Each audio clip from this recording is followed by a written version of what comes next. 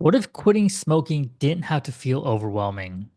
What if instead of giving it up completely, you could start to cut down on the habit by making simple changes to your routine?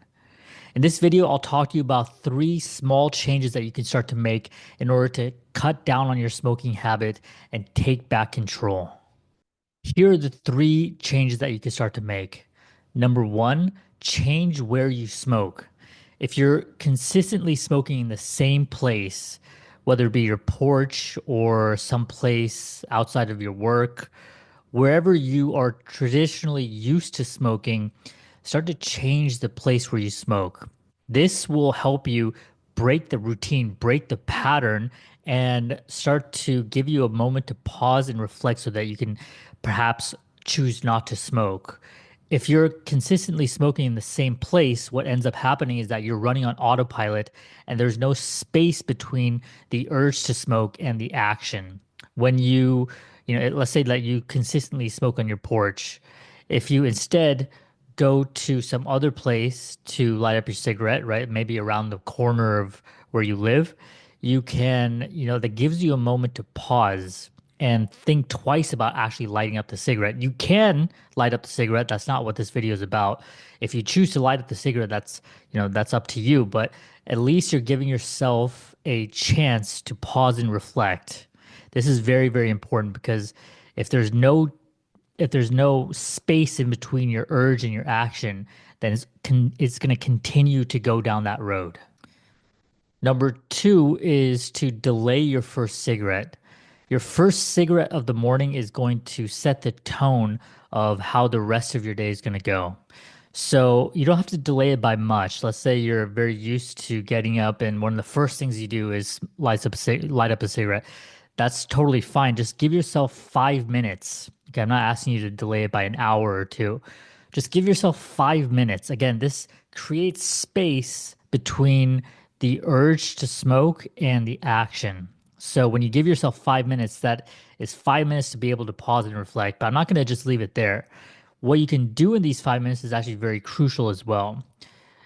When you give yourself 5 minutes, what I want you to do is I want you to imagine all of the negatives of being a smoker, all of the long-term consequences of smoking cigarettes. So literally close your eyes and in those 5 minutes before you light up your cigarette, visualize yourself years in the future with health problems, trouble breathing, getting winded out of just walking up a flight of stairs. Notice, even severe health effects that come out of smoking. But again, 50% of smokers die from a smoking related illness. So this is not some sort of visualization of something that is not likely going to happen. This is a 50% chance that this is going to happen. So you visualize the, very real consequences of smoking to your life. You can also imagine, your, thousands of dollars every year going to smoking and what that does to your bank account and even your family being impacted by your health deterioration. So you take 5 minutes to visualize, or you take a few minutes to visualize all the negatives in vivid detail. When you're done visualizing the negatives, you take a moment to pause and then you visualize again for a couple of minutes all of the positives of being a non-smoker, your health improving, saving a lot of money, being a lot more, having a lot more energy, being a lot more confident, not having to rely on cigarettes, your skin becoming clear, right? Your teeth starting to become cleaner, and not no longer reeking of stale cigarette smokes. All the benefits of not being a smoker. So again, just 5 minutes, a couple minutes visualizing the negatives, a few minutes visualizing the positives. And at that point, if you choose to smoke, then at least you've given yourself a chance, right? You're not purely running on instinct or impulse.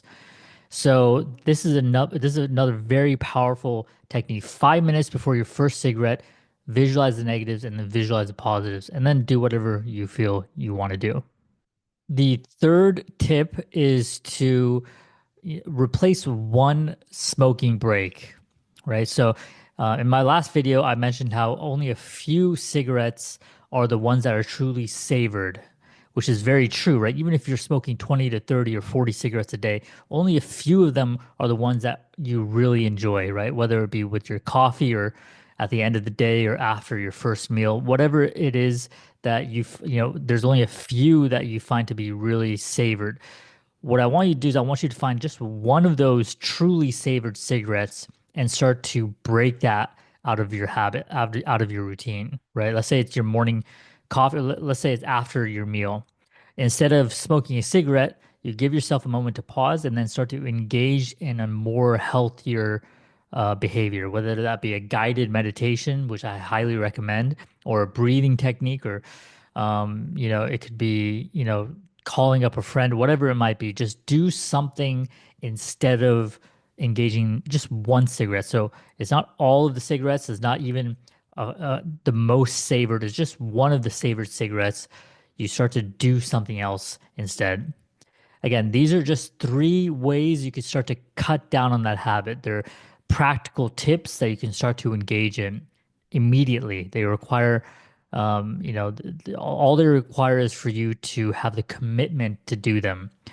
So if this is helpful for you, put them to use and hit subscribe because I'll be releasing content relating to quitting smoking once and for all.